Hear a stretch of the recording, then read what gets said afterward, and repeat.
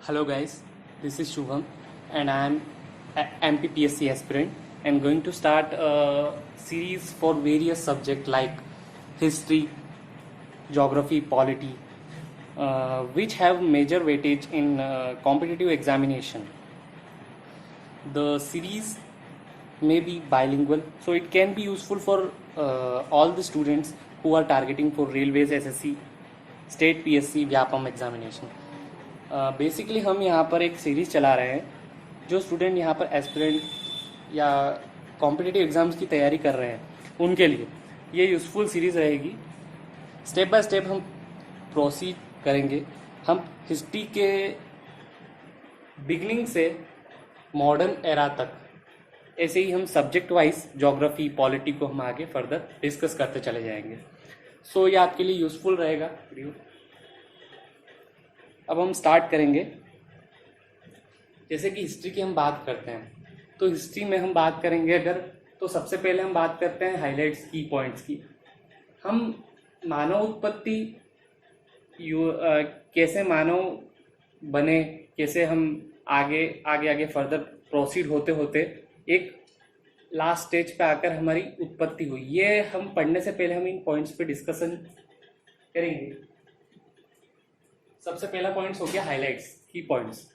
अब इसमें हम जब बात करते हैं कि हिस्ट्री वर्ड बना कहाँ से. हिस्ट्री वर्ड बेसिकली एक ग्रीक वर्ड है हिस्टोरिया, उससे बना है.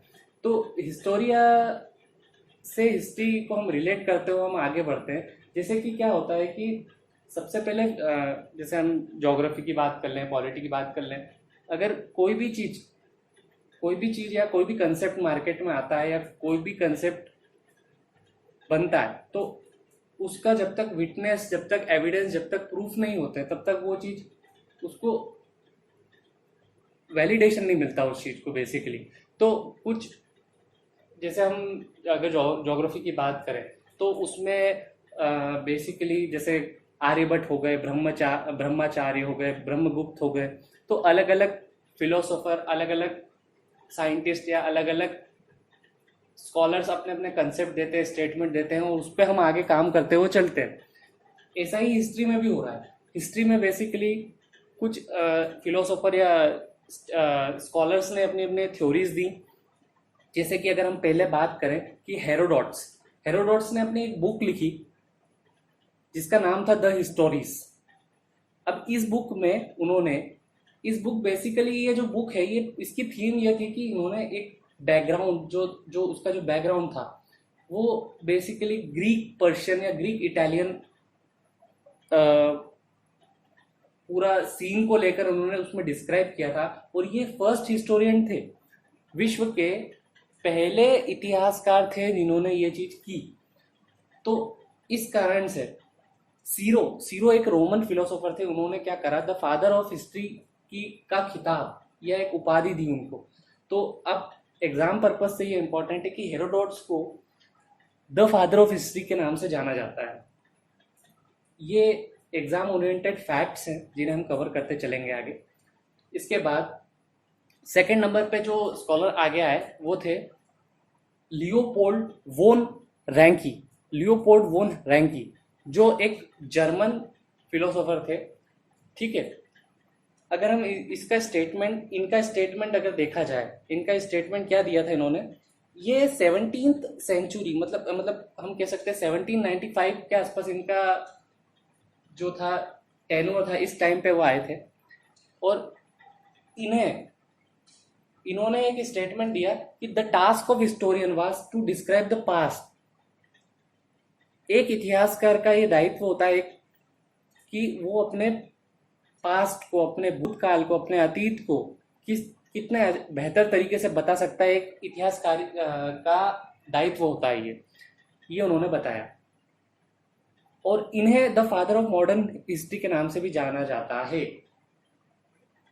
इन्हें आधुनिक इतिहास का पितामह कहा जाता है, the father of modern history. Third number पे आते हैं अपने हेगल एक जर्मन फिलोसोफर थे जो 1770 के आसपास आए थे. अब बेसिकली इनका स्टेटमेंट यह था कि हिस्ट्री अपने आप को दोहराती है. History repeat itself. जिस स्टेटमेंट पे आगे कर्ल मार्क्स ने काम किया, और कर्ल मार्क्स ये कहते हैं कि definitely yes, they agree with this statement, history repeat itself, first as a tragedy, second as a farce. तो बेसिकली क्या हुआ कि इन तीनों का मेन रोल रहता है, मतलब इन्होंने स्टेटमेंट दिए और उस स्टेटमेंट को किसी ना किसी बेसिस पे आगे थ्योरी पे काम किया गया। ठीक है, इसके बाद हम आते हैं फोर्थ नंबर पे, हम पार्टीशन के उस तरफ चलते हैं। फोर्थ नंबर पे हम आते हैं E H car, 1892। E H car, इन्होंने कहा हिस्ट्री जो है वो एक अनएंडिंग डायलॉग है अपने वर्तमान और अपने भूतकाल का। History is unending dialogue between past and present. तो इस तरह से ये चार जो इतिहासकार थे, इन्होंने अपना अपना स्टेटमेंट, अपना अपना कंसेप्ट दिया कि हिस्ट्री के प्रति उनका क्या व्यू है, उनका क्या नजरिया है, ये उन्होंने चार फिलोसोफर ने अपना कंसेप्ट दिया। अब इतना ही काफी नहीं होता है, अगर इन थ्योरी पे अगर आगे कोई काम करता है, इन हाइपोथेसिस पे कोई काम करता है, तो वो आगे चल के थ्योरी हो जाती है। वैलिडेशन चीज का चाहिए, एविडेंस चाहिए, जो हम आगे चल के हड़प्पा में पाएंगे, वैदिक सभ्यता में पाएंगे कि हर चीज का एक एविडेंस मिलता है, हर चीज के एक ग्रंथ मिलता है जिसमें उस चीज का उल्लेख रहता है, हर चीज का एक वो रहता है, एक प्रूफ रहता है। तो अब बेसिकली क्या हुआ, हम आगे बढ़ते हैं कि अगर उस टाइम कैलकुलेशन कैसे होता होगा, जब हिस्ट्री की बिगिनिंग हुई होगी तब टाइम कैलकुलेशन कैसे करते थे, अलग अलग डेटिंग होती थी, अलग अलग, जैसे हम सुनते हैं carbon dating, radio active dating, radio dating. तो ये क्या था बेसिकली, इसको भी हम आगे पढ़ेंगे, लेकिन हम बिफोर टाइम की डेटिंग कैसे होती, टाइम को कैसे पता लगाते थे, टाइम का पीरियड का कैसे क्या हम मेजरमेंट करते थे। तो हम सबसे पहले हम अगर आते हैं तो हमने उस टाइम क्या कैलकुलेशन किया कि जीसस क्राइस्ट के जन्म से पहले, जीसस क्राइस्ट के जन्म से पहले अगर का जो समय है उसे हमने क्या दिया, बिफोर क्राइस्ट का दिया। अब बिफोर क्राइस्ट जीसस क्राइस्ट के जन्म से पहले, और एनो डोमिनी जीसस क्राइस्ट के जन्म से बाद।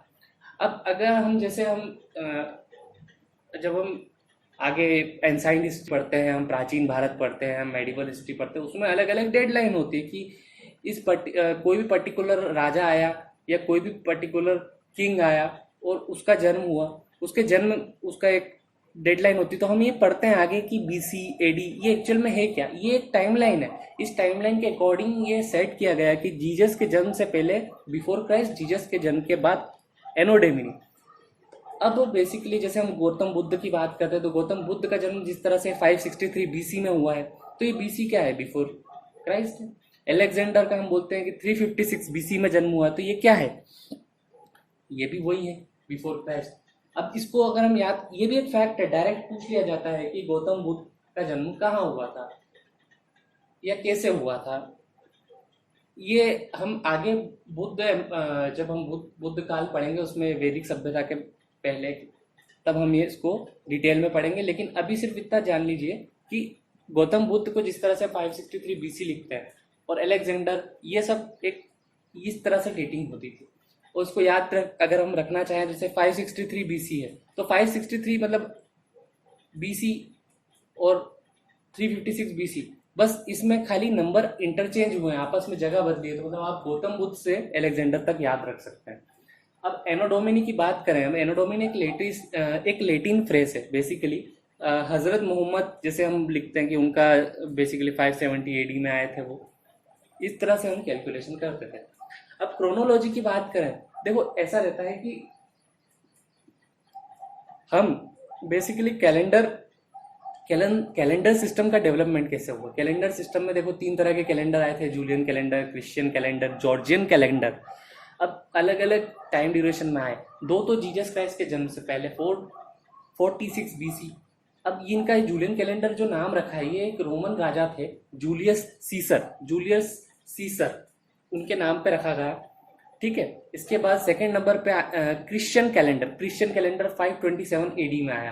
ये एक मॉन्क या एक साधु थे, डियोनसियस एक साधु थे, उनके नाम पे रखा गया है ये।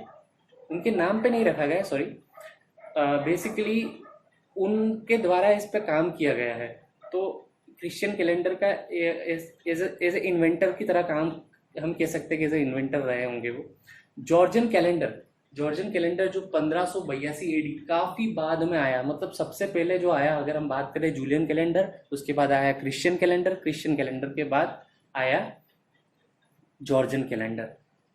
ठीक है। और जॉर्जियन कैलेंडर की अगर हम बात करें तो वो भी एक रोमन, जिस तरह से जूलियन कैलेंडर आया था, फिर क्रिश्चियन आया था, फिर जॉर्जियन आया था। तो जॉर्जियन एक रोमन स्कॉलर ही थे, या एक फिलोसोफर ही बोल सकते हैं उनको, जो पॉप जॉर्जी करके थे, उन्होंने ये कंसेप्ट दिया।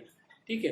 अब अगर हम बात करें कि ये पूरा एक बोल सकते हैं कि अगर हमको ओरिजिन समझना है हिस्ट्री का, तो ओरिजिन के पहले ये फैक्ट्स हमको पता होने चाहिए, क्योंकि आगे चल के हिस्ट्री में हम जब पढ़ेंगे तो एंशिएंट हिस्ट्री में ये सब चीज़ें टर्म आती हैं कि एडी क्या है, बीसी क्या है, कैलेंडर कौन से कैलेंडर में क्या क्या काम, मतलब कौन सा शक, एरा, कल्प, ये सब चीज़ें हमको पता होनी चाहिए। तो अब इस चीज़ को हम आगे बढ़ाएंगे। तो आज के लिए सिर्फ इतना ही।